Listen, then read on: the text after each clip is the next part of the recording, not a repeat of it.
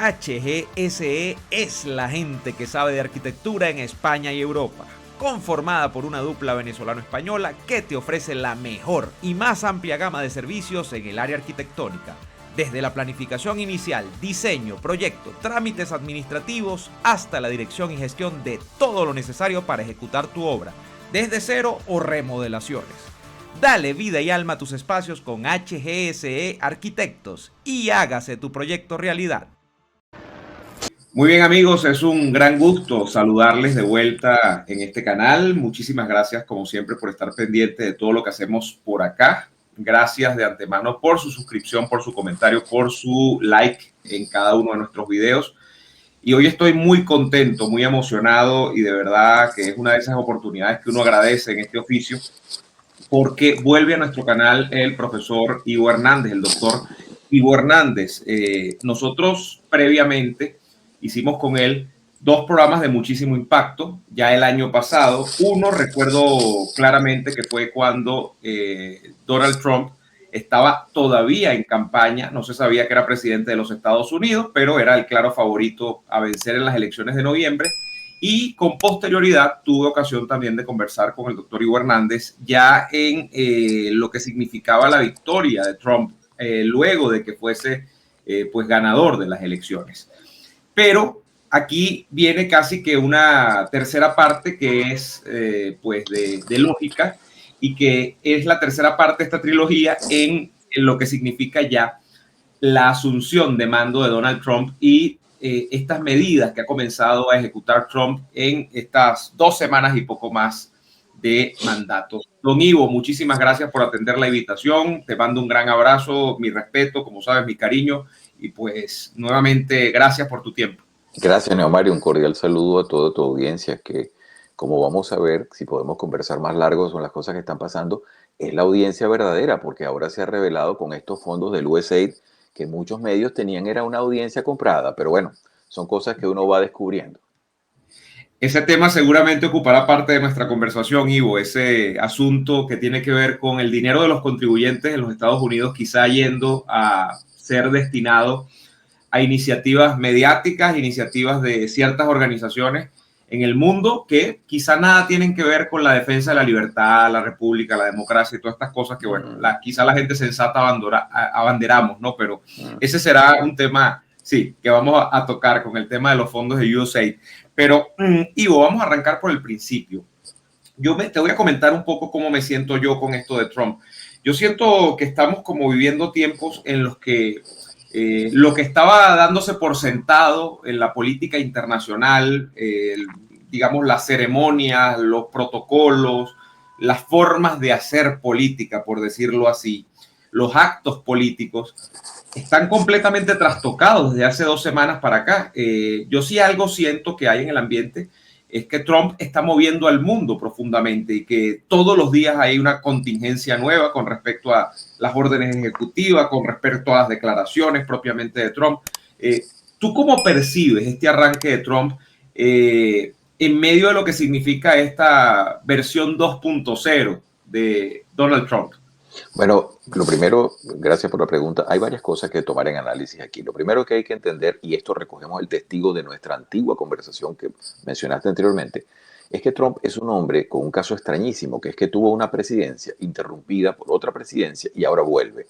Es decir, que es lo que llaman los expertos un toro toreado, un hombre que ya conoce la plaza. Entonces, Trump se ve claramente que esto que los expertos ahora llaman así como blitzkrieg o guerra relámpago de decretos y de cantidad de órdenes que prácticamente tiene a los periodistas en ascuas porque, como bien has dicho, una decisión solapa otra, que solapa otra, que solapa otra y van sucediéndose a una velocidad vertiginosa.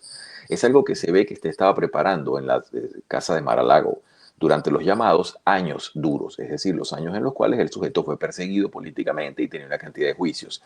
Pero allá fueron a parar una cantidad de personas que hoy en día están en el gobierno y con las cuales seguramente se planificó esto de forma milimétrica, porque detrás de la bulla, y hay que entender el estilo de Trump, Trump es un sujeto que viene del mundo privado y además viene sobre todo del mundo de la construcción, entonces él está acostumbrado a distintos niveles de bluffing, como se dice en el póker o en las cartas. Es decir, él avanza para retroceder, para volver a avanzar. Es un sistema un poco más dinámico que lo que nosotros conocemos en la administración pública. ¿Cómo lo veo? Lo veo como un sujeto que ha puesto sobre la mesa temas que para los expertos no son tan extraños. Lo que pasa es que la gente se le ha olvidado. La gente cree que el mundo es una cosa tranquila, que sucede con unas noticias y tal, y se le olvida que en el mundo imperan leyes de realismo político, es decir, que usted tiene un imperio naciente como es China, que está golpeando espacios, y que la colisión entre fuerzas es una cosa que se va a dar. Los chinos pronosticaron tomar Taiwán para el 2027, no sé si lo van a cumplir, pero eso le revela a usted, cuando usted mira en el tablero internacional, la cantidad de fichas que se están moviendo. Y estos no son simplemente flores y unicornios, aquí hay movimientos muy serios de posicionamientos y áreas de influencia, y hay momentos en los cuales los países, y eso lo está forzando Trump ahora, van a tener que tomar posición.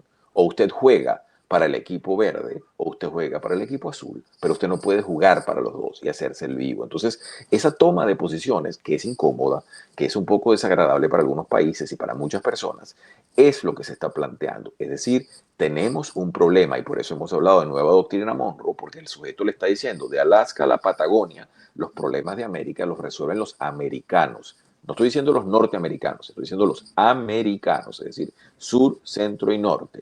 Vamos entonces a enseriar esto, porque nadie se le anda metiendo a China allá en el sur en los 9 puntos que ellos redibujan como les da la gana en el sur del mar allí de China y tal. No, hay que estar muy claro. Lo que tenemos es un juego complicado para el siglo XXI y una apertura de posiciones bastante seria.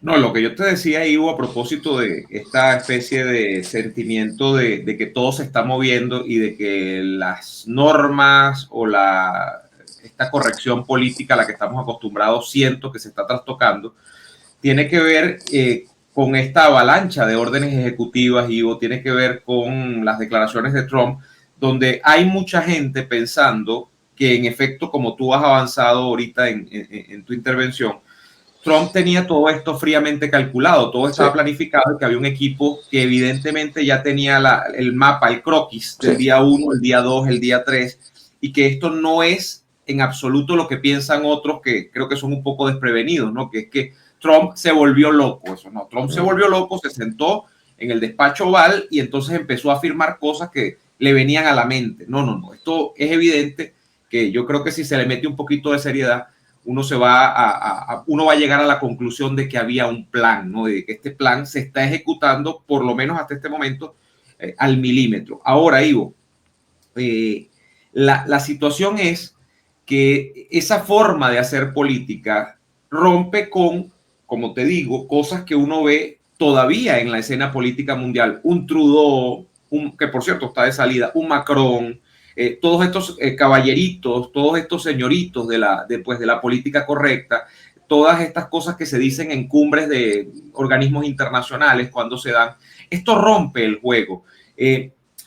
¿Cómo ves realmente el caso del impacto de estas medidas de Trump en la política del mediano plazo? Es decir, ¿tú crees que es efectismo o que realmente aquí nosotros estamos asistiendo a lo que podríamos decir es un cambio epocal en la manera en cómo conducir los asuntos políticos? Absolutamente, me decanto por lo segundo que estás diciendo y todos esos sujetos que tú estás nombrando van de salida y son hombres jóvenes, Trudeau, Macron, son personas que no llegan a los 50 años. Son sujetos que van de salida porque son cadáveres políticos en el sentido en que plantearon lo que iban a plantear y ya no tienen más nada que decir. Le pasa así como cierta oposición venezolana que dijo lo que iba a decir y no hace sino repetirse, no tiene otro mensaje, no hay más juego que lo que tienen. Entonces, la historia los ha validado como que se han equivocado. Si ustedes se fijan todos bien, ¿qué es lo que está haciendo Trump? Uno puede reducir toda esa cantidad de decisiones, se puede reducir a básicamente usted puede tres grandes tendencias. Voy a tratar de enumerar. La primera, la más importante para mí, Trump y hay que decir también, Elon Musk se han montado en una ola en donde Latinoamérica tiene muchísima tradición, que son las reformas del Estado. Para quien tenga buena memoria, y permítanme hacer un pie de página aquí, nosotros los venezolanos tuvimos una cosa que se llamó la COPRE en 1984, que se llamaba la Comisión para la Reforma del Estado. Eso tiene una tradición importante. Nosotros teníamos ya la idea que nuestro Estado era elefantiásico. Nuestro Estado era fofo, era enorme, estaba metido en todo, pero no tenía ninguna eficiencia. Eso es una cosa un poquito teórica y hay que entenderla porque tiene cierta complejidad. Los mexicanos, en lo que se llamó después el Consenso de Washington, se montaron con una cosa que llamaban ellos, si no me acuerdo mal, era el plan de modernización de la administración pública. Los argentinos hicieron también una cosa que se llama plan de convertibilidad. Latinoamérica tiene todo, mire, lo ha hecho Bolivia, lo ha hecho el Perú, lo ha hecho Colombia. Esos planes para modernizar el Estado que parten de la idea que un Estado metido en todo realmente no sirve para nada. Entonces ahora estamos viendo el llamado DOGE, que es el Departamento de la Eficiencia de la Administración Pública. Eso es una cosa que se puede decir temerariamente, la ha tomado Elon Musk de los argentinos. Ahí hay un hombre que está muy avanzado con la administración de Milei que se llama Federico Sturzenegger. Federico Sturzenegger, que no hace pesas, sino que reforma el Estado, es un sujeto que, sí, porque la gente cuando escucha Sturzenegger dice, ese es el que hace. No, no, ese es otro. Sturzenegger es un hombre muy serio que está tratando de partir del principio que el Estado hay que ponerlo en forma, que el Estado hay que sacarle musculatura para que sea más eficiente. No es una idea nueva, pero es una idea que ellos la han llamado la motosierra, etcétera, etcétera. Ya algunos candidatos, la señora Vicky Dávila, creo que es en Colombia, ya ha dicho lo mismo también. Entonces, todo el mundo está entendiendo ese discurso que nació en los 80, cuando se planteó la reforma del Estado de diversas maneras. Entonces, yo creo que Trump se montó allí y eso ha sido, dado el tamaño del Estado norteamericano, ha sido de unos resultados espectaculares. Cuando vemos que, por ejemplo, el USAID, que es una cosa que es uno de esos son entes creados casi todos en los años 60, que parten de una cosa que teóricamente se llama el Overseas Development Assistance, la asistencia para el desarrollo en ultramar. Esas son cosas que tienen una tradición bastante importante y que han venido degenerando como factores ideologizantes y de caja chica de algunas tendencias políticas que le han metido la mano al Estado. Pues recuerde que el Estado en sí mismo es una máquina neutra, pero puede tomar la forma de quien lo ideologice. Entonces eso está pasando y eso es lo que ha sucedido. Entonces nos hemos dado cuenta ahora que pusieron al señor Musk, que por cierto ha intervenido ese USAID de una manera que hará historia porque lo hizo al estilo de la empresa privada. Lo que hemos visto es un takeover agresivo, es decir, una toma agresiva como las empresas cuando compran a otra empresa. Eso no se había visto en la administración pública, que es un sujeto que le dice a todo el mundo, no vengan a la oficina, interviene con un software, copia todo y después, bueno, ya está todo en la calle. Entonces, esa fórmula que ha hecho Musk va a ser historia, buena o mala, pero historia será, de lo que estamos viendo. Estamos presenciando una autopsia en vivo. Y entonces empiezan a salir cosas que yo no sabía, por ejemplo, que la BBC recibía financiamiento de la USAID, cosas así, para no decir la sarta hilera enorme de ONGs venezolanas, donde ahora por supuesto nadie fue, porque claro, Venezuela siempre es el país donde Odebrecht pasó, pero en Venezuela no pasó nada. Un hombre se suicidó, Alan García se pegó un tiro, porque lo agarraron con la cuestión de Odebrecht y para salvar el honor trata de suicidarse y se va por la solución romana. Bueno, pero en Venezuela no. En Venezuela nuestros políticos no, eso no, ellos no hacen eso. Ellos son como las Barbies, ellos no tienen nada debajo de los pantalones. Entonces, bueno, dicho esto, la sarta de ONGs que por supuesto manejaron ingentes fondos y uno sabe lo que vale $1 y todo eso. Esa es la primera medida. La segunda cosa que está haciendo Donald Trump es alineando al mundo en torno a una nueva posición de guerra fría. Es decir, le dicen, bueno, señores, el próximo enemigo que tenemos es el llamado oso dragón, es decir, Rusia-China. Ahí tenemos una cosa compleja. Los ayatolas estaban en la fiesta, pero se han ido desarmando poco a poco, probablemente no figuren a largo plazo en todo esto. Entonces le está diciendo al mundo y se lo está diciendo a Europa, ustedes tienen que dejar la viveza, dejar de financiar sus presupuestos, no pagando defensa y llamando a los Estados Unidos. Eso es todo el plan Merkel, ¿no? Hacerse loco para que los presupuestos puedan cuadrar, porque recuerde, ¿qué es lo que gasta un presupuesto en un país? Es muy sencillo, yo lo explico siempre. Los costos de un presupuesto para un gobierno son básicamente los siguientes. El primero de todo es educación, si la educación es gratuita, como era en Venezuela, eso es muy costoso. El segundo es defensa y el tercero es salud. Entonces, si usted se elimina el gasto de defensa, no, eso le da un superávit enorme, que era lo que hacía Angela Merkel, que se comprometía por boca a pagar por la OTAN el 2% del PIB y no pagaban ni el 1,1% y se hacían los locos, etcétera, etcétera, con un ejército que ahora nos damos cuenta que es lamentable, que no da la talla, que da risa. Entonces, eso le está pasando a muchos países europeos. Y los americanos le están diciendo, bueno, ahí tienen la guerra de Ucrania, todo el mundo sabe que si Putin hubiera querido seguir con los tanques, llegan a Berlín porque nadie los podía parar. No había con qué. Entonces, hay que entender que el nuevo posicionamiento que está forzando Trump es decir, tenemos que tomar esto en serio. El canal de Panamá es de los americanos. Eso no puede ser que China tenga al lado y lado, en Balboa y en Cristóbal, sendos puertos, que haya 5 puertos y China controle 2. Eso no puede ser.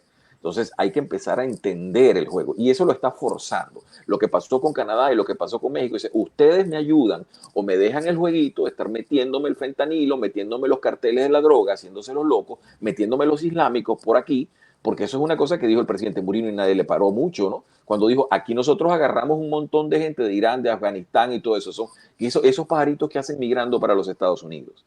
Entonces uno se queda preguntándose muchas de estas cosas. Ese sinceramiento. Y el tercer discurso es el discurso energético, que es concomitante a los otros dos. El discurso energético es decir, señores, es aquello de drill, baby drill, es decir, muchachos, vamos a taladrar, vamos a sacar el gas de los esquistos, vamos a hacer una cantidad de cosas para que Estados Unidos pueda tener un discurso mucho más contundente en el Medio Oriente y replantee sus relaciones, porque pasa de ser el gran consumidor que fue desde la ley Carter del 78, pasa a ser entonces ahora un país desde el 2015 en adelante que juega con los mercados de una manera distinta porque no es tan dependiente y ya no podrá la izquierda, esa izquierda siempre estúltica de Latinoamérica, ya no podrá decir es que Trump lo que quiere es el petróleo a Venezuela no le interesará para nada, es un petróleo sucio, un petróleo que tiene una cantidad de químicos que hay que purificar y que va a ser mucho más costoso y que en realidad Estados Unidos con la capacidad que tiene y la cantidad de mercados a la que puede acceder no lo va a necesitar. Entonces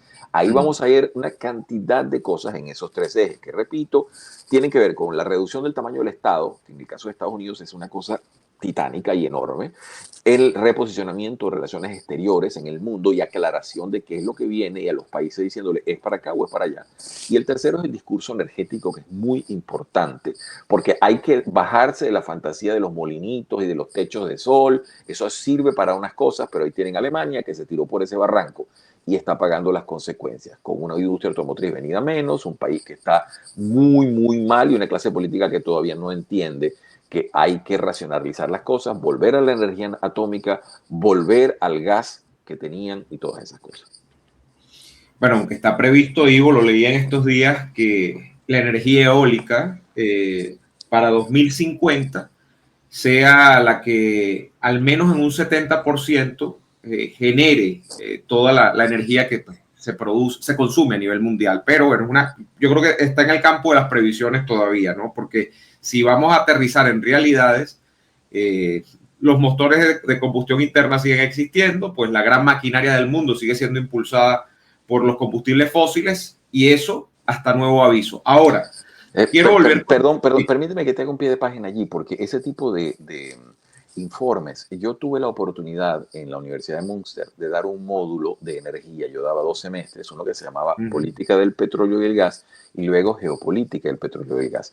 Y uno de los mitos que hay con respecto a la energía eólica es su eficiencia. ¿Por qué? Pues esos molinos, de los cuales en Latinoamérica hay menos, pero Europa está llena, sobre todo Alemania la llenaron de esos molinitos. El problema que tienen es multivariado. Primero, tienen un impacto en el CO2 enorme, hacer esos aparatos. Luego, tienen un impacto enorme en cuanto a que duran, su vida media oscila entre 15 a 20 años. Luego de ellos no son reusables, hay que tumbarlos, hay que poner otro. Entonces, la cosa es, cuando usted se pone a hacer los números, realmente el impacto sobre las aves, sobre la fauna local, es bastante fuerte. Es mucho menos, es contrasentido, porque uno piensa y ve los molinitos y se lo imagina, por ejemplo, en Pampatar, que ese viento allí, uno se dice, bueno, pones un molino aquí, eso da vuelta todo el día. Y dice, sí es verdad, pero en realidad como solución, por ejemplo, para una máquina exportadora como es Alemania, no sirve. Además, recuerde, solo hay energía cuando hay viento. Si no hay viento, no hay energía. Y eso pasa, eso se llama en alemán Dunkelflaute, la flauta oscura, que es cuando no hay viento y no hay sol. Y eso les pasa a los países europeos. Entonces, yo no voy a dejar de operar a una persona en un quirófano porque no tenemos energía. No se fue la luz porque no hay energía. No, eso no puede ser. Eso pasa solo en las tiranías venezolanas y de otros países, pero eso no pasa en ningún lado. Entonces, usted se le va la luz, tiene que tener energía de reserva, tiene que tener. Entonces, hasta ahora, repito, solo hay, que sepamos, 4 fuentes confiables de energía que funcionan a todas. La primera el petróleo, la segunda el gas, la tercera es nuclear y la cuarta es el carbón. ¿ok? La peor de todas es el carbón, marrón o negro, según usted lo quiera ver, pero son cosas que funcionan. ¿Qué ha hecho China? Bueno, carbón para adelante. Lo que no le han parado nada a esa teoría de que el calentamiento global y todo eso. Y con que los chinos sigan quemando la cantidad de carbón, importa muy poco lo que los demás países hagan, porque con que India y China hagan una cosa, los otros somos realmente nominales. Ahí están juntos ellos dos, son más de la mitad del planeta. Entonces, bueno, ustedes dirán, si logramos que los chinos entiendan la parte de esa y que no hagan paneles solares para vender, sino para que ellos también los empiecen a usar, entonces, bueno, sí. Ivo, quiero retomar contigo el tema de política exterior. Uno de política exterior del caso Trump podría hablar muchísimo, pero vamos a centrarnos quizá en el vecindario, ¿no? Marco Rubio, la primera gira que hace, la hace, digamos, por lo que podríamos conocer como Centroamérica, ¿no? Y parte en Panamá, pasa por Costa Rica, pasa por, digamos, creo que iba a República Dominicana, en fin, toma a Centroamérica como teatro de operaciones de esa primera gira, pero más que los países, a mí me interesa, Ivo, los outputs que han salido de esas reuniones. Uno podría ver, y bueno, que de hecho la política exterior en el vecindario de Trump arrancó antes de que Marco Rubio empezara su gira, porque arranca nada más y nada menos que con el pugilato que se establece con este impresentable en el que ha devenido el presidente de Colombia, Gustavo Petro, ¿no? Con todo el tema de los vuelos de deportación.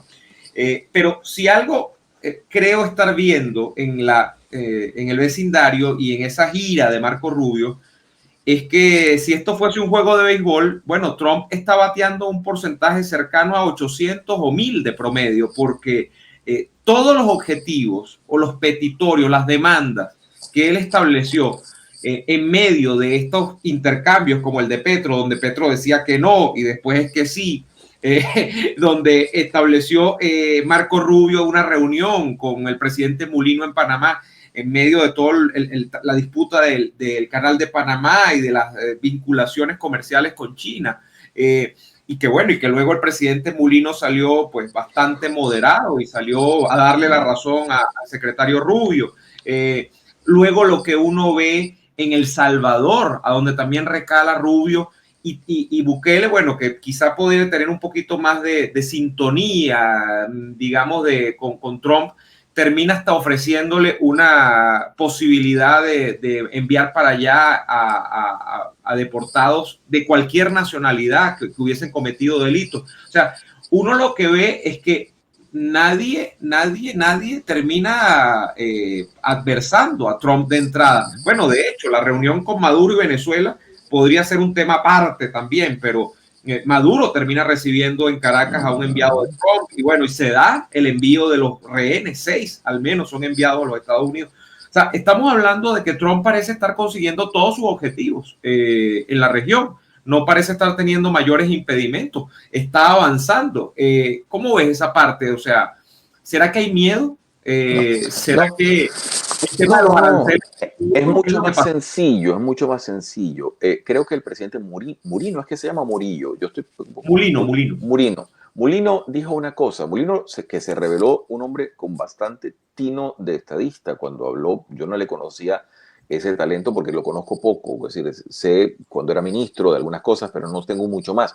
El hombre dijo varias frases que son importantísimas. Lo primero que dijo, bueno, mire, bienvenido a los Estados Unidos. Hay que entender que China ha empezado a agarrar espacio en Panamá porque es que los Estados Unidos, esto se licitó y los Estados Unidos ni siquiera mandaron a nadie. Entonces, también en ese sentido, él estaba revelando lo que muchos latinoamericanos dicen. Mira, nosotros queríamos, pero los Estados Unidos simplemente con la administración Biden estaba en coma. Y eso no es ningún secreto. De los 4 años de Biden, nadie sabe quién gobernó los últimos 2. Eso es una cosa que en Estados Unidos se comenta en todas partes. Ya no sabe, evidentemente no era Biden y por supuesto que no era Kamala, que es una persona que todavía no se sabe que pueda poner 2 frases juntas. Entonces, alguien estaba manejando el aparato del Estado y no se sabe quién fue. Pero lo cierto es que los latinoamericanos, y en ese sentido creo que Mulino escoge bien las palabras, dice, bueno, nosotros estamos aquí con muchas ganas de trabajar, pero no encontrábamos eco y se necesitan 2 para bailar un tango. Entonces, que haya un sujeto como Rubio, y esto también es un pie de página importante, una administración, por primera vez veo yo en mi vida, nunca había visto una administración de la Secretaría del Estado donde la columna vertebral está totalmente girada hacia Latinoamérica. Es decir, el secretario, subsecretario, casi todos son especialistas en Latinoamérica. Entonces, yo lo decía en otros programas también. Rubio no solamente que es bilingüe de idioma, es bilingüe de cultura, que es una cosa más importante. Porque usted, por ejemplo, usted o yo, por ejemplo, podemos aprender, yo puedo ponerme a estudiar ruso y probablemente aprenda algo de ruso. Eso no quiere decir que yo maneje la cultura o las culturas que hay en ese país, que son enormes y cantidad. Entonces, este hombre no, este hombre maneja la cultura del Caribe clarito y usted no le va a tratar de vender gato por liebre porque le va a entender todo, le va a entender los chistes, las ironías y todo. Entonces, él va a comprender. Entonces, es muy importante ver eso. Latinoamérica está teniendo en este momento un potencial de alineación grande. Y creo que muchos países están comprendiendo. Además, se está entendiendo una cosa que es antihistórica respecto a los Estados Unidos. Permítanme un excurso por hablar mucho, pero quiero decirlo. Cuando los Estados Unidos, después de la Segunda Guerra Mundial, vuelven la mirada a Latinoamérica, se dan cuenta que Latinoamérica tiene una penetración importante de los partidos comunistas, que se habían organizado desde la tercera del Comintern en el 1923 y habían establecido una forma de avanzada con la estructuración de un partido y se habían metido por toda Latinoamérica. Entonces, Estados Unidos empieza a ver qué sectores son confiables y entonces se dan cuenta claramente que los partidos no son confiables, los intelectuales no son confiables, las universidades no son confiables, las iglesias no son confiables porque empiezan a estar penetradas por vía de los jesuitas y todo eso.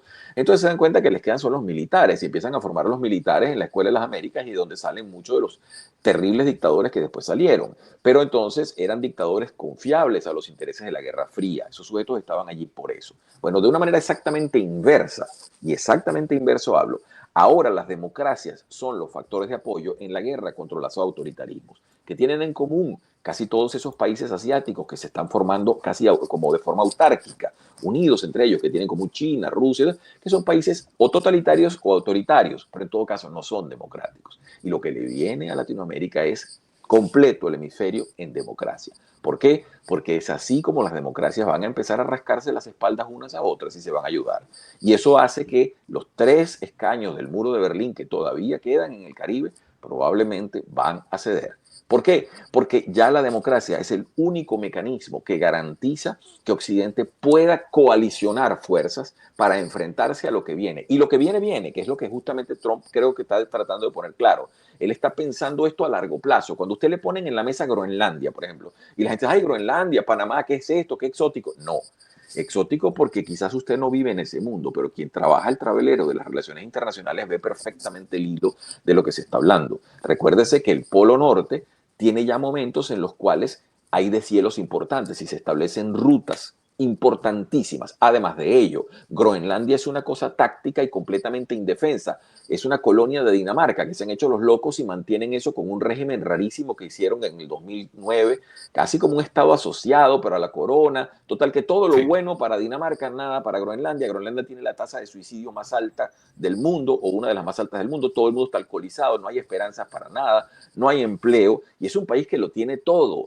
Dinamarca lo ha condenado simplemente a exportar pescado, pero ahí hay de todo. Entonces, se les puede ofrecer un futuro más importante. Y es además una zona de una geopolítica radical para Occidente, mucho más cerca de los Estados Unidos que de Europa. Yo jugaba en estos días en un programa diciendo si a los rusos se les ocurriera ocupar Groenlandia, sería más rápido que la invasión de Kuwait por Saddam Hussein, que duró 6 horas. Esto lo hacen los rusos, ahí lo que viven son 50,000 personas, de la cual la mitad está alcoholizada, está muy mal. Entonces, ahí hay que ofrecer esperanzas de vida, esperanzas de proyectos y todo eso. Vienen unas elecciones ahora en marzo que van a plantearle al mundo qué es lo que viene. Eso como una medida.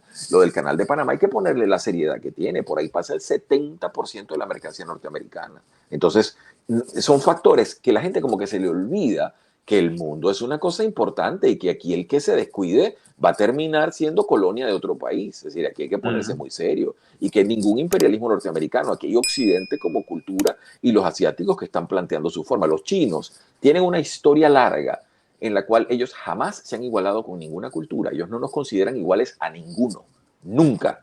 China ha sido siempre para ellos el centro del mundo y los demás somos periferia. Entonces hay que entender que Occidente, que es la civilización más grande, la de los derechos humanos, la de la propiedad privada, la del individuo, todas esas cosas grandísimas que hemos hecho nosotros, que parecen transparencia porque usted la vive día a día y no se da cuenta, bueno, eso hay que defenderlo, eso hay que cuidarlo. Los derechos humanos no son cosas que están en los papeles, los derechos humanos son cosas que defiende la gente. No es que el papel lo defiende usted, es que usted defiende el papel. Es una cosa un poquito distinta. Ivo, hay un tema que apenas en estas 2 semanas y poco más ha saltado ya a la palestra, pero que quizá quienes habíamos visto el previo de la llegada de Trump a la Casa Blanca ya nos generaba por lo menos una interrogante. Yo creo que a esta altura sigue habiendo interrogantes, pero que es un tema que está allí y que yo no sé si calificarlo de bomba de tiempo, porque bueno, capaz se resuelve y no pasa nada, pero que tiene que ver con justamente los personajes, el elenco que acompaña a Trump y las acciones que podría desplegar ese elenco. Y me explico.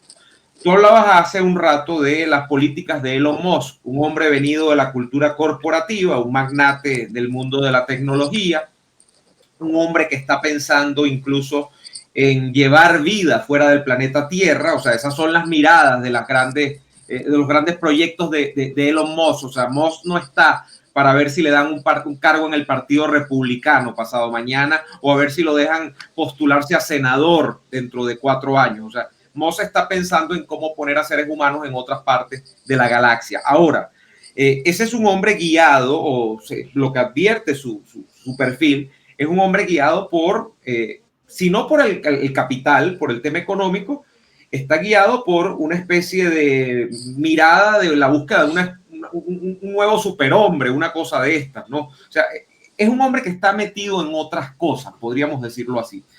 Uno mira a Marco Rubio y mira a un personaje que tiene un recorrido clásico dentro del Partido Republicano. Por cierto, comenzó en una familia republicana que yo creo que ha ido un poco a menos, o sea, no ha sonado tanto en los últimos años. El famoso Tea Party, no sé si lo recuerdas, Ivo. De esos creo que el sobreviviente es justamente Rubio, de los que comenzaron en ese grupo que en algún momento amenazó con convertirse en el grupo dominante dentro de los republicanos, hace ya más de 10, 15 años. Y bueno, uno lo ve como un funcionario de carrera republicano que eventualmente está haciendo carrera y que cree en el anticomunismo y que defiende posturas duras contra las autocracias, que se planta contra el tema de China en el mundo, este tipo de cosas.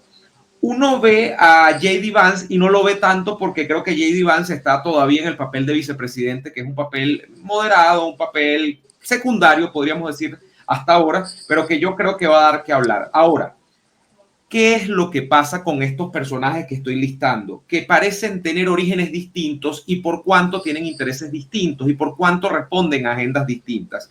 Hay quien piensa, Ivo, que esto va a llegar a un punto en el que va a eclosionar porque se va a descompatibilizar, si existe la palabra, si no me la estoy inventando y estoy cometiendo un agravio, esa agenda que tiene cada uno de los sectores que apoya a Trump, donde hay quizá magnates tecnológicos, hombres que miran hacia la tecnología, hacia el capital, hacia el dinero, tal, hombres que piensan en el America First de verdad, que es pues hasta cierto punto aislacionista, hasta cierto punto un elemento donde si les preguntan en economía son más imponedores de aranceles, como está pasando ahorita con Trump, que lo hace como una medida casi disuasiva, ¿no?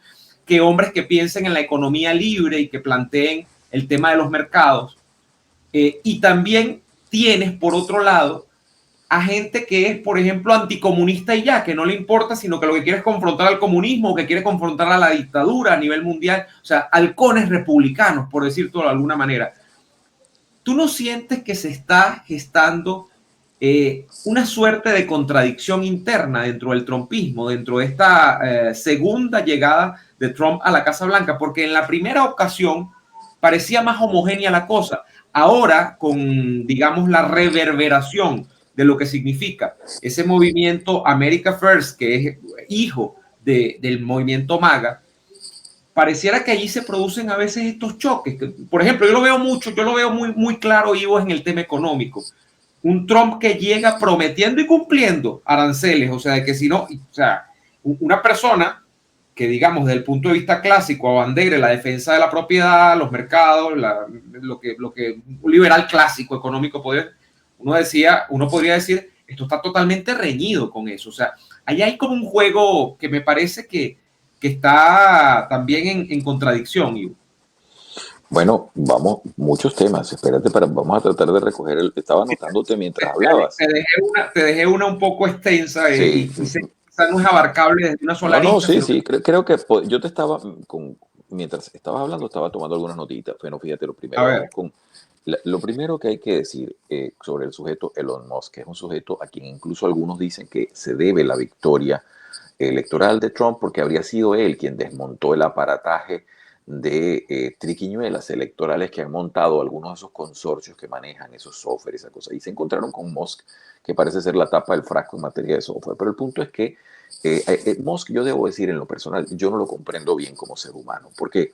Porque los millonarios, y aquí me voy desde prácticamente 1865, después de la Guerra Civil Norteamericana, Estados Unidos dio una cantidad de millonarios y de distintos magnates. De hecho, ahí salió la palabra cuando empezaron a darse aquellas generaciones con Vanderbilt, con Rockefeller, con Carnegie. Son sujetos cuando Estados Unidos se replantea como nación, que ya no es un pedazo, sino todo, y ya tiene los territorios anexados del oeste, toda la parte del sur, todo aquello. Ok. Entonces, Musk, los millonarios son en general sujetos que más o menos inteligentes, su filosofía de vida se compone de comprar por 2 y vender por 10. Eso es más o menos todo lo que ellos pueden hacer. Acumular capitales. Algunos tienen la inteligencia, como la tuvo Carnegie, de crear sociedades filantrópicas y generaban entonces, en el caso de Carnegie, grandes bibliotecas, universidades y todo aquello. Eso lo siguieron algunos, ¿no? Es decir, se fueron cultivando porque recuérdese que si usted se pone a hacer dinero, usted deja de aprender todo lo demás. Entonces, la gente que tiene dinero no es que sabe mucho de todo, sabe de hacer dinero, de lo demás probablemente no sepa nada. Lo que carga es una gran angustia, como Bill Gates, que después de viejo se dio cuenta que no sabía nada y salió a leerse 20 libros a la semana. Lo que pasa es que tiene el cerebro de 68 años y no de 20 cuando uno se los tenía que leer. Entonces, hay que entender eso. Esos son esos sujetos, ¿no? Entonces, Musk es un sujeto raro porque él parece, por una parte, un multimillonario, pero también parece un apostador. Tiene una personalidad que no le importa el dinero aparentemente. Él una vez lo dijo en público: ustedes me van a amedrentar a mí con publicidad, me van a quitar, quítenla. No le, el sujeto tiene ideas primero y segundo la forma de hacerlas. Entonces, él agarró un dineral y compró Twitter, cosa que nos ha salvado, entre paréntesis, porque la gente no se ha dado cuenta de la maraña perversa que estaba rigiendo al Twitter, por ejemplo, ¿no? Cuando lo manejaba este señor Jack y toda aquella agenda que estaba entregada al FBI. Institución que, por cierto, seguramente será revisada si llegara a ganar el señor Patel y se confirman todas las cosas que dice. Pero bueno, el punto es eso como primera medida. Los latinos, en este caso, tú pusiste a Marco Rubio, yo pondría varios, porque todos vienen de la Florida. Tú podrías decir a Rubio, podría decirte a Díaz Valar, podría decir María Elvira Salazar. Esos son sujetos que han ido a Mar-a-Lago y que conocen a Trump y que se han ido aliando con él. Trump es esa fuerza coalicionaria, es cierto, que además ha tenido la inteligencia de rodearse casi todo de gente joven. Si vemos qué tiene esa gente en común, bueno, gente joven, ahí no están esos ancianos que están todavía tutelando los grandes partidos aquí. Hablo de gente así de estilo Pelosi, que tiene 85 años, o el otro viejito que se cayó ayer por allí. McConnell. Exacto, que son sujetos que ya están, que prácticamente ya están en fase de que los hagan momias y los sienten allí para que parezcan, no como el Cid, que lo montaban el cadáver en el caballo para que la gente creía que el Cid estaba todavía. Bueno, Trump está presentando gente de relevo. Presentó sujetos como Vance, que no debe ser subestimado. Vance es el sueño americano en dos piernas. Es un sujeto cuya madre era una drogadicta. Lo cría la abuelita. El sujeto se hizo por las bondades que tiene este estado para la gente que quiere trabajar. Es decir, el sujeto es cualquier cosa menos un improvisado, ¿no? Es un sujeto que tiene mucho tino, que se ha casado además con una mujer hindú, lo cual revela que es un hombre realmente multicultural, no como los demócratas que dicen que son multiculturalistas, pero son todos catiritos. No, no, este sí es un sujeto que cree en la amplitud de los Estados Unidos, un hombre que admite que su mujer es más inteligente que él. Imagínense ustedes, este es un hombre realmente, un hombre serio. Entonces uno se da cuenta. La historia de este gobierno será también la de todos los gobiernos. Será la historia de un recuerdo de fracasos, porque la gente no recuerda a los gobiernos por los aciertos, los recuerda sobre todo por los fracasos. Y la historia de la política casi siempre es esa. Sin embargo, ahorita que lo estamos viendo, sí va a haber ese choque de agendas y estará en la mano de Trump, que también se ha revelado como un sujeto bastante más inteligente de lo que la gente cree, en coalicionar eso. Pero es que lo necesita, porque la única manera de introducir generaciones de relevo es irlas metiendo poco a poco y que haya esas fricciones. Estoy pensando en el otro sujeto, este que era un ideólogo de los republicanos, Stanton, no me acuerdo cómo se llama No, ahorita. Steve Bannon. Bannon, exactamente. Bannon ha tenido sus rifirrafes con las ideas de Musk. Y es natural que sea. Bannon es un ideólogo de la derecha que tiene... Y Musk a veces sí, a veces no. Musk es un tipo mercurial, es un sujeto que no... realmente, insisto, yo no lo puedo comprender completamente. Yo creo que estamos ante un sujeto muy particular, un sujeto que ha revolucionado por lo menos 5 o 6 campos. Si usted en la vida llega a revolucionar un campo, usted es un genio. Este sujeto ha revolucionado 5 o 6 cosas. Es decir, a mi generación le devolvió la esperanza de los cohetes. Nosotros antes veíamos, y entonces decía, bueno, la NASA es la que manda los cohetes. Mus dijo, no, lo va a hacer la empresa privada. Y se acabó. Entonces lo puso, se metió en la inteligencia artificial, se metió en los implantes biológicos, está metido en una cantidad de cosas que la gente sabe y otras que la gente no sabe. Y la nueva guerra de las galaxias, que lo he dicho yo y que por favor atiéndanme esto, que es la situación de la inteligencia artificial. Permítanme aclarar por qué la llamo la nueva guerra de las galaxias. 1982, para que recuerde, Reagan se lanza aquel famoso plan de vamos a hacer los satélites con intervención de los cohetes, todo aquello que era una inversión masiva en defensa. Lo que se sabía era que lo iban a hacer las empresas privadas norteamericanas junto con el Estado y que la Unión Soviética no iba a poder hacerlo porque todo en la economía centralizada viene del Estado. Entonces todo lo tenía que hacer Moscú. En este caso, muy bien, tenemos, ¿quién está haciendo la inteligencia artificial en Occidente? Un montón de empresas privadas, hay como 4 o 5. ¿Quién está haciendo la de los chinos? Bueno, eso tiene todo el aparato comunista y lo que hacen es robarse la inteligencia de los demás. Entonces vamos a ver hasta cuándo y cuánto dura eso y cuánto pueden sostenerlo. Se habla internamente en los Estados Unidos que se necesita un acervo de energía aproximadamente al de toda Europa para sostener la inteligencia artificial que se está manejando, porque eso consume una cantidad de energía enorme, más que el Bitcoin. Entonces, ¿qué quiero decir con esto?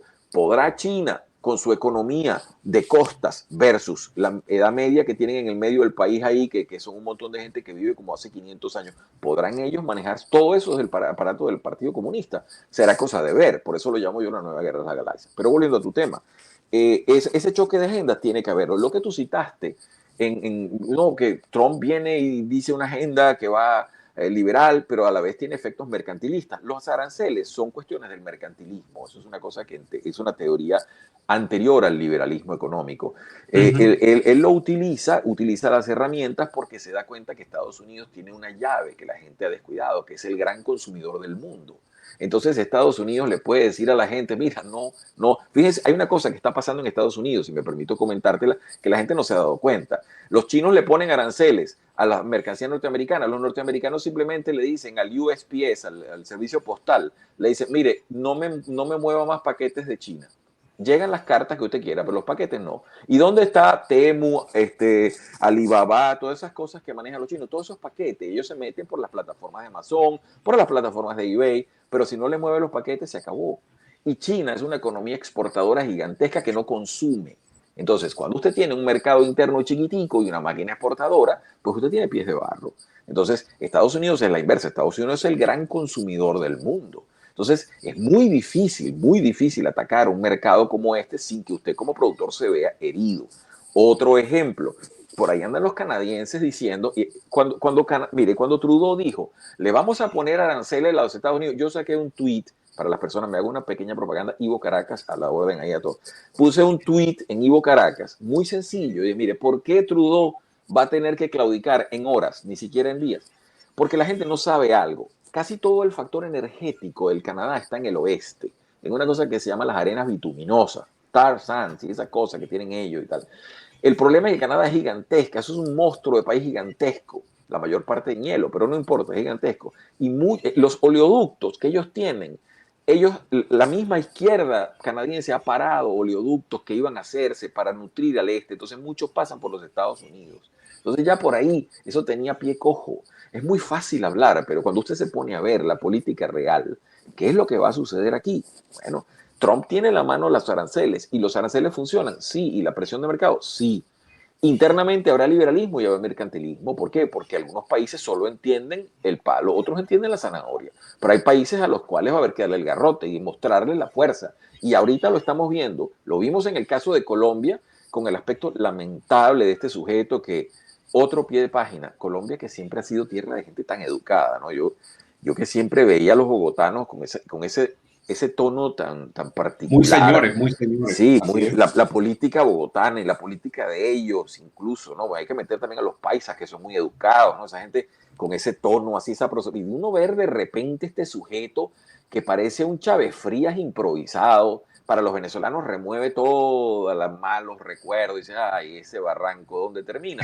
Entonces, uno ve aquello y uno dice, Dios mío, qué lamentable. Pero bueno, ahí se notó claramente. Es decir, este sujeto podrá vomitar toda la ideología que le han enseñado, pero al final del día, el lobby cafetalero, el lobby floristero y todos esos lobbies grandes, pues Colombia es una economía exportadora al final del día. Simplemente un telefonazo y le dice, mire, señor, hable ahí y diga. Y se acabó. Y se imponen las fuerzas reales, porque hay una cosa es bla bla y otra cosa son las fuerzas reales, que en la economía es lo que lo mueve todo. Entonces, Trump movió eso. Lo de Canadá, lo de México también. El tuit que puso Trudeau al final del día parecía una tarea de niño escolar. Me comprometo a, parecía lo de Bart Simpson cuando escribe en la Cuando pizarra. hacía en la pizarra, sí, sí. Exacto, voy a hacer esto, voy a hacer esto, voy a hacer esto, voy a hacer... Entonces uno se da cuenta, ¿qué es lo que estamos viendo? Una alineación de fuerzas. Se está diciendo, señores, somos americanos y vamos a jugar todos aquí.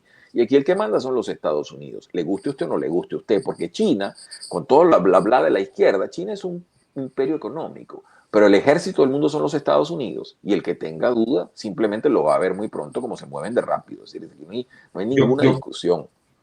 Ivo, yo creo que es esto último que acabas de decir. Yo creo que es la reafirmación, o sea, lo que sí no puede negar nadie a esta altura es que se está sintiendo en apenas poco más de 2 semanas una reafirmación del papel de Estados Unidos en la región y en el mundo. Ahora, esto tiene sus bemoles, porque, por ejemplo, nosotros compartimos el rasgo, además de la amistad, compartimos el rasgo de ser venezolanos y yo no podía pasar este programa, no quería hacerlo sobre eso, Ivo, pero tú acabas de mencionar la famosa expresión también de la política del garrote y la zanahoria. Y dicen los venezolanos, que están muy confundidos a esta altura, que con la reunión de Mr. Grenell en Caracas con Nicolás Maduro, donde eso termina en una entrega de rehenes, 6 rehenes que se van a los Estados Unidos, y con unas declaraciones de Mr. Grenell también en la prensa estadounidense, donde se habla pues del encuentro y del trato civilizado que hubo durante el encuentro. Bueno, hay mucho venezolano, yo diría desprevenido, también asumiendo ya de por sí que Maduro no va a llevar garrote, sino que a Maduro lo que le viene es un lote de zanahorias de ahora en adelante. ¿Tú cómo ves este tema? Yo todavía lo veo crudo, yo creo que es un tema en desarrollo. Bueno, me obligas aquí a hacer lo que hacemos los politólogos humildemente, que es diseccionar las fuerzas. Y en esto a veces es agradable, a veces no es tan agradable y a veces es un poco fuerte. El caso de Grenell y el caso de Maduro, ya lo dije en la anterior aseveración cuando decía que viene un hemisferio democrático, que las 3 piedras del muro de Berlín, entiéndase Cuba, Nicaragua y Venezuela, van a transicionar. Eso viene. Eso es una cosa que es necesaria, tanto como fueron necesarias algunas dictaduras para la Guerra Fría, para combatir a los partidos comunistas internos, y eso es revulsivo decirlo, pero es parte de la historia. Hoy en día son las democracias y va a venir un hemisferio democrático. Eso está claro. Ahora bien, el proceso teleológicamente está claro, eso es el final. Ahora, deontológico, ¿cómo vamos entonces a hacer eso? Bueno, ahí nos topamos con una cantidad de procesos. En el caso de Venezuela, el proceso más triste y más lamentable es esa pseudo oposición que se nos ha presentado, que nuevamente nos lleva a diluir el agua en babas. Es decir, logramos algo y después que se logra, se deshace. Lo que hubiese podido ser grandes cosas, pues se vuelve en nada. Entonces, llegamos a tener sujetos que están pensando, como le dicen ahora, en convertirse en el nuevo tren del pádel, es decir, en nuevos sujetos que van a beneficiarse de una manera inteligente, en la medida de lo que ellos puedan, para sacar su beneficio. Pero no se dan cuenta que el país se está hundiendo y que el país está perdido. Y que, además de todo eso, la administración Trump ya los tiene reconocidos. Recuérdese que muchos de los miembros del interinato que ahora apoyan a la situación que se presenta con el presidente electo y que salen en todas las fotos, porque los sujetos no se pierden una foto, ¿no? Esos sujetos están diagnosticados en la Casa Blanca como lo que han sido, muchos de ellos grandes arribistas y oportunistas políticos que buscan su beneficio. Esa situación está clara en los Estados Unidos y muy probablemente para la administración Trump. No creo que alguien como Marco Rubio, como el señor Landau, toda esa gente esté, digamos, se diría cándido respecto a la materia.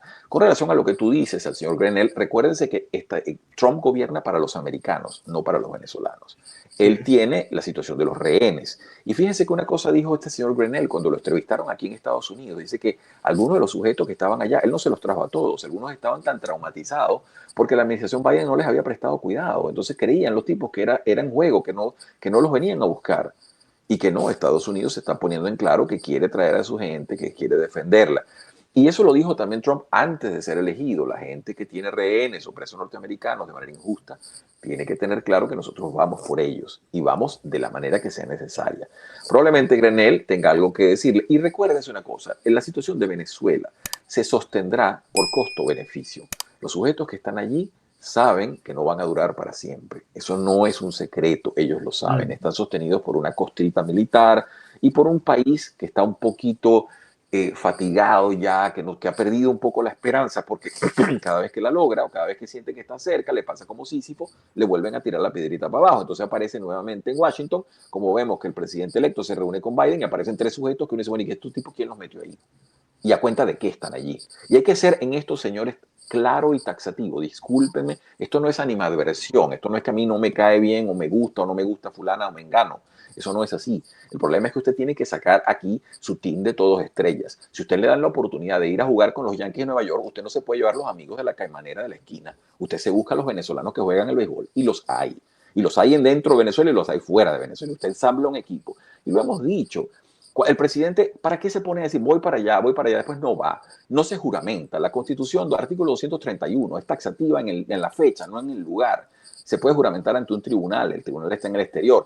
Vamos a hacer la forma, vamos a presentarle nosotros un cuadro creíble a los Estados Unidos. Y dice, bueno, aquí estamos nosotros con todo el deseo de trabajar y tenemos la gente. Aquí está el ministro de Finanzas, aquí está. A Zelensky, ¿qué fue lo que hicieron la gente en Europa? Le dieron el dinero de toda la cantidad de propiedades que le incautaron a los magnates de Rusia y todas esas cosas. Bueno, hay un montón de dinero de los venezolanos corruptos que están en Estados Unidos. Eso se puede conversar. En fin, proceder a dar iniciativas. Pero es que nos encontramos siempre con la misma gente que habla lo mismo de siempre, que eso sí saben. Porque en Venezuela es como una especie, yo ya no sé cómo calificarlo. Sale la misma gente que le regalan $100 en el aeropuerto. Yo nunca he visto eso, pero supuestamente pasa. La misma gente y a la vez tienen una ropa que no concuerda con los ingresos. Mire, realmente es que cómo se sostiene. Gente que dice, no, yo estaba de gira por allá. Y dice, ajá, ¿y usted de qué trabaja? Porque aquí en Estados Unidos, mire, aquí no hay vacaciones. Aquí no hay eso de que lunes santo y esa persona. Aquí no hay nada de eso. Aquí usted trabaja todos los días. Pregúntele, no me crea a mí, pregúntele a quien usted quiera. Aquí una vacación es una cosa complicada. Entonces, no, yo estaba de gira y volví. Y ahora sí, ¿y cómo se paga usted eso? ¿Cómo hacen? Volvemos a la cosa. En Venezuela se le enseñó al periodismo a no preguntar eso. Pero hay que preguntar, ¿usted de qué vive? ¿Usted cómo hace usted? ¿Qué carro tiene? ¿Por cómo se mueve usted? ¿Cómo es que usted aparece en los grandes saraos de Miami? A mí no me invitan a esos lugares. ¿Y por qué será? Es decir, aquí hay que ser un poco cáustico. Me disculpa si uso tu plataforma pero que quiero que los compatriotas comprendan. ¿Por qué lo digo? Porque la administración Trump viene, repito, con el sistema del toro toreado. Ya sabe quién es quién. Entonces, esto no es como Venezuela. No, que este es el zorro viejo, que este es el perro echado, que este sí sabe. No, chicos, no sabe nada.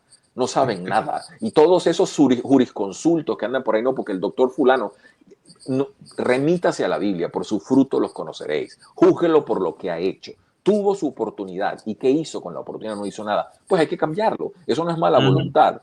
Eso es sencillo. A usted, véalo en la empresa privada, a usted le dan un cargo. Yo nombro a Neomar Hernández, vamos a traerlo ahorita como gerente de marketing. Sujeto se lanza unas planificaciones para el año que viene, la cosa va muy bien, se le renueva el contrato y se le aumenta el sueldo. Sujeto llega, estrella la cosa, va muy mal, se le remueve.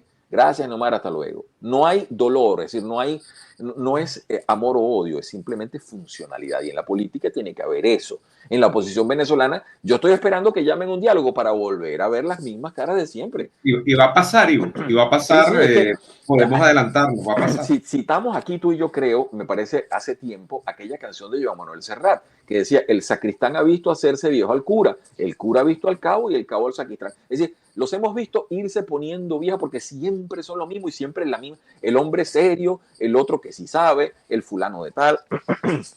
Y están en todas esas ONG. Cada vez que sale el Instituto Oslo de nosotros, ya yo sé quién va a ir para allá, ya los veo sentados en el panel, es la misma gente con las mismas ideas. Señores, repito, lo que nos trajo hasta aquí no nos va a llevar más allá. Entonces, esto tiene que entenderlo esa oposición. ¿Por qué? Lo he dicho en otros programas. Mire, la distancia desde Egipto a Israel a pie, usted la resuelve en un par de semanas. Ahora, si usted quiere ponerse a dar vuelta, bueno, ahí está 40 años dando vuelta. Entonces, la distancia de Venezuela a la libertad es relativamente corta. Ahora, si nosotros vamos a insistir en que el camino es la meta, bueno, entonces vamos a seguir dando vueltas con la misma persona y pidiéndole al pueblo que les pido valor, el Venezuela será libre. Claro que Venezuela será libre. Por supuesto que eso está cantado. El problema es cómo lo vamos a hacer para que el tiempo no sea tan doloroso, porque ese es el problema. Ivo, que de verdad qué placer que hayamos podido conversar. Quiero dejarte una última interrogante reflexión en el aire y es, o viene a propósito de algo que en estos minutos acabas de decir también.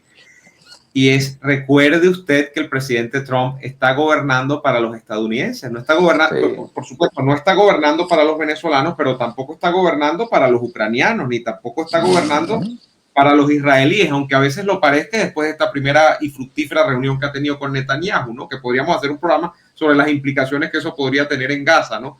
Pero ese tema me parece fundamental, Ivo, porque cuando uno piensa, y lo asomamos al arranque del programa también, en el USAID, o sea, todo esto que tiene que ver con el financiamiento a causas nobles en el mundo, uno piensa la efectividad de esos programas, que quizá, oye, muchas ONG, el mundo de la sociedad civil es apasionante, o sea, las causas que ha movido en la humanidad, la voluntad de ciertas personas que no están en partidos políticos, que no están en estructuras gubernamentales, es fascinante, la verdad que sí, pero que eso también se ha pervertido y que eso ha servido, yo diría, de modus vivendi para para la creación, yo diría también de una nueva clase de burócratas a nivel internacional.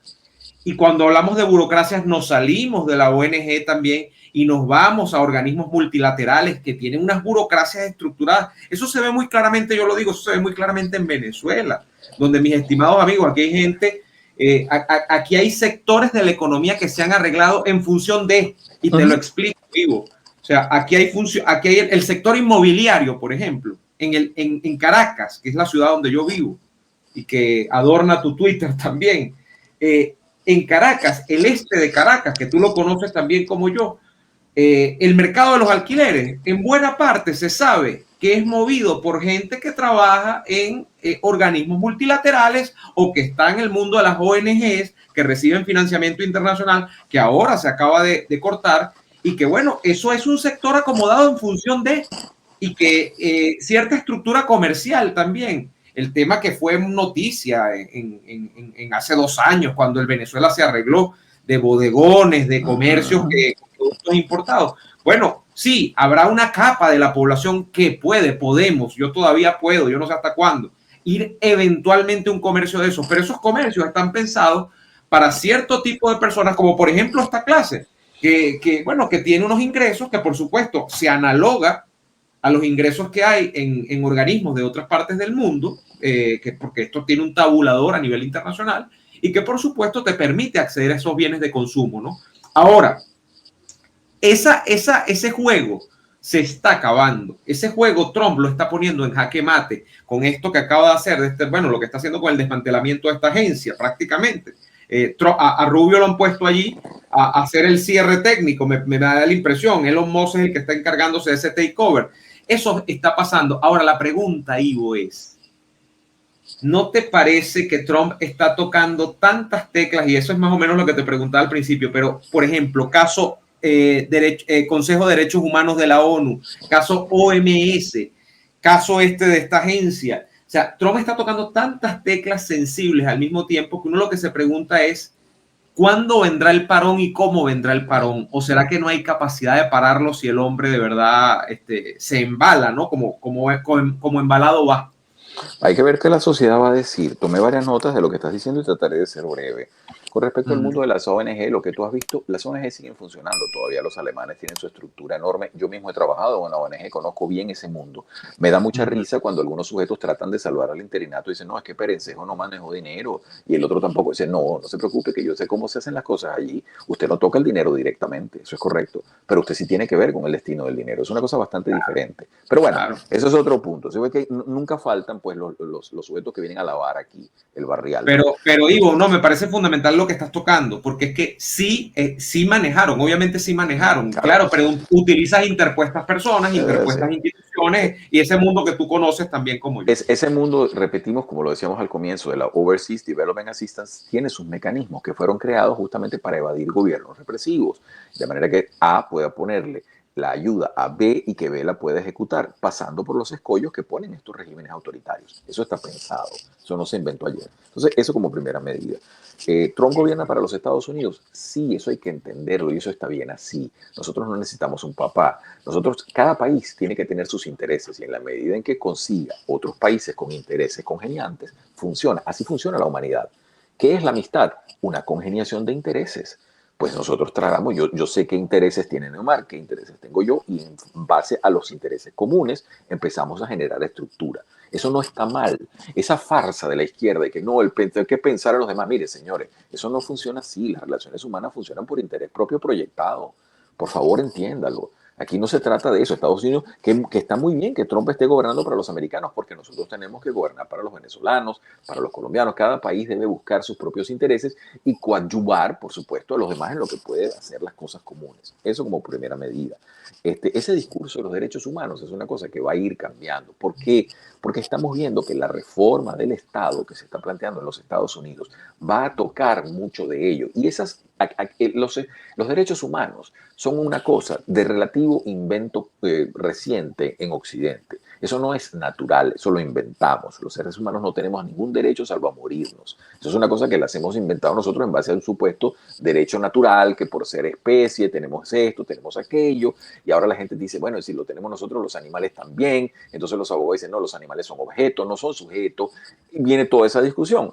El punto es que los derechos se han ido expandiendo, lo cual es maravilloso, eso es fantástico, que haya muchos derechos, pero recuerde, la izquierda ha pervertido ese discurso diciendo, no, donde hay una necesidad, ahí hay un derecho. No, señores, eso es falso.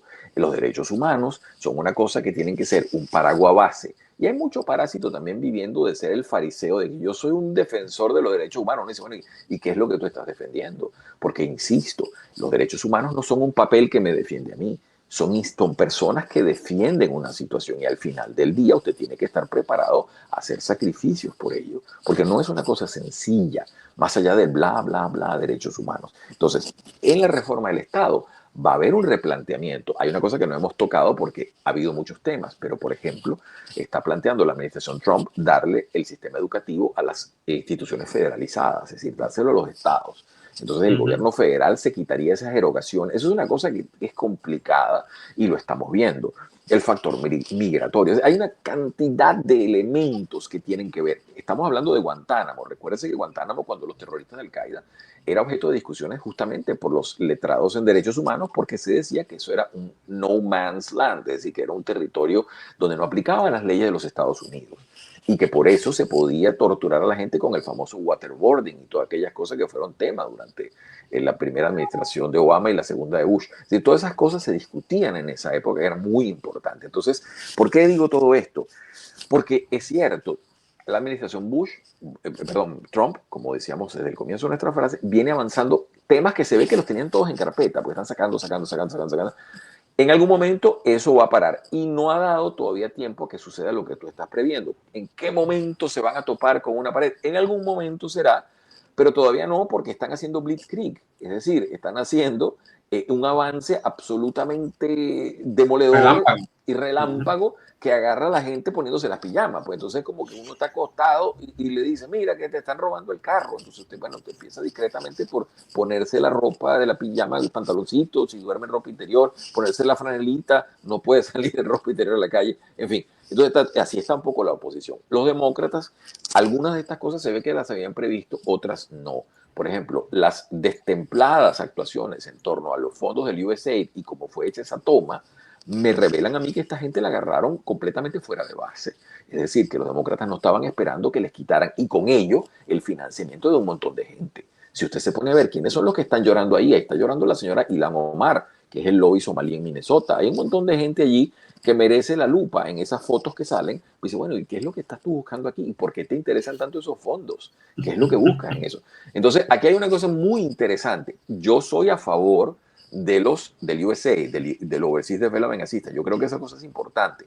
Pero como tú muy bien lo dijiste, en algún momento se pervirtió esto, se nos fue de las manos y se convirtió en otra cosa, que es de lo que se le está acusando, de convertirse en un factor ideologizante. Como decía la secretario de prensa, aquí estamos financiando que si una ópera gay en no sé dónde tal. Eso, usted me dirá a mí, yo no tengo nada en contra de esto, pero usted me dirá a mí, ¿eso qué tiene que ver con los intereses norteamericanos del exterior? Muy poco. Se les utilizó para factores ideologizantes de una agenda en particular. Y esa es la acusación. Entonces ahí tenemos todo este tema. Mi último consejo a quienes nos escuchan, por favor esté atento, porque este mundo que usted tiene puede cambiar. Los venezolanos somos los maestros en darnos cuenta cómo en 25 años cambió todo completamente, al punto que yo le cuento a usted la Venezuela donde yo viví, usted no me lo va a creer, las cosas que yo vivía a diario, o las cosas que no tenía que preocuparme a diario, y que hoy en día un venezolano que haya nacido me va a creer que estoy con un cuento. Entonces todo se puede perder. La manera de no perderlo es prepararse para defenderlo. Y es lo que está haciendo Trump. Le está diciendo, mire, China quiere meterle la mano a Latinoamérica. Eso sí es un imperio. Esas son gente que no lo considera usted igual. Esas son gente que tiene unos intereses muy particulares en África y en Latinoamérica y que se han ido metiendo con el New Belt and Road Initiative, que es la nueva ruta de la seda. No me crea, busque los documentos en Google, lea lo que tienen planificado. Y Estados Unidos está diciendo, pues no, señores, de Alaska a la Patagonia, esto es de los americanos. El canal de Panamá y todos los puertos que están allí son de los americanos. Los chinos pueden participar, pero serán minoría, no van a venir aquí con su empresa Hutchison de Hong Kong a regentar las cosas aquí. No. Así como una cosa se hace de una manera, otra de otra. Y el Medio Oriente, que tú lo tocaste y con ello cierro, vamos a ver muchos cambios. ¿Por qué? Porque de la cuestión de Gaza que se ha planteado, la gente se ha horrorizado. Algunas personas más astutas recuerdan el caso de Japón y dicen, bueno, pero espérate, mira, es que Estados Unidos fue prácticamente el que reconstruyó Japón y mira lo que es Japón hoy en día. Hay ejemplos como ese, es decir, también este ejemplo de Irak, que fue un destrozo. Entonces, está lo bueno y está lo malo. Entonces uno puede decir, bueno, esto, aquello. Lo cierto es que tal y como está la situación, no se va a dar. Ese territorio de Gaza está minado de bombas. ¿Quién sabe qué dejaron los terroristas de Hamas ahí abajo? Eso es un desastre. Y a ver qué gente va a poder vivir allí, más allá de todo eso. Por último, la salida de UNRWA, de ONU, de todas esas cosas estaba prevista porque usted lo que tiene que... Vea quiénes son los miembros del Consejo de Seguridad de Naciones Unidas. Vea eso y usted comprenderá la ironía de lo que estamos hablando. Y se entiende. Vea eso y comprenderá por qué Organización de Naciones Unidas es una cosa en asterisco en este momento. Yo y creo lo peor es que es algo tan necesario, porque si algo necesitamos es la vieja idea kantiana de ese supragobierno, pero con gente musculosa. Yo no sé si la señora Greenspan, que viene ahora, va a poder limpiar el barrial que ha dejado el señor Barroso, porque ha dejado un barrial ese señor ahí.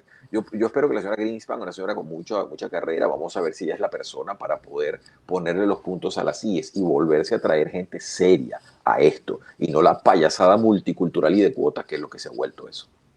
Así es. Ivo, qué placer, qué gusto de verdad haberte tenido durante poco más de una hora acá en este espacio.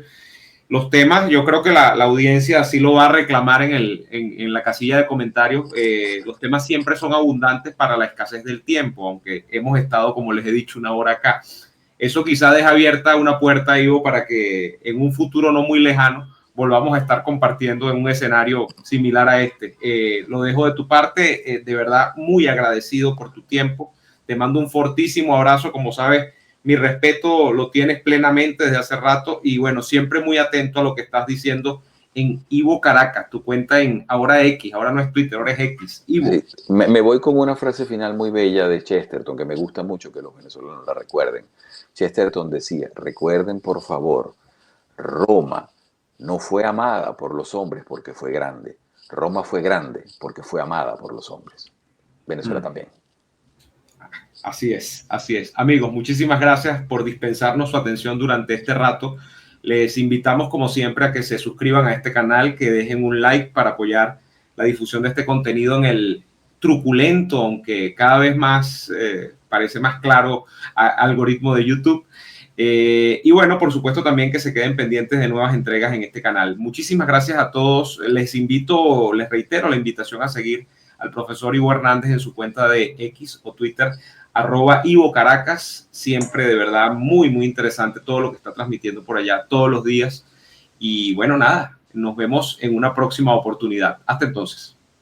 Hoy quiero hablarte del Centro de Contactología MIDA, el centro de salud visual que tienes que visitar desde ya. Servicio de óptica, cristales y monturas que se ajustan a todos los presupuestos.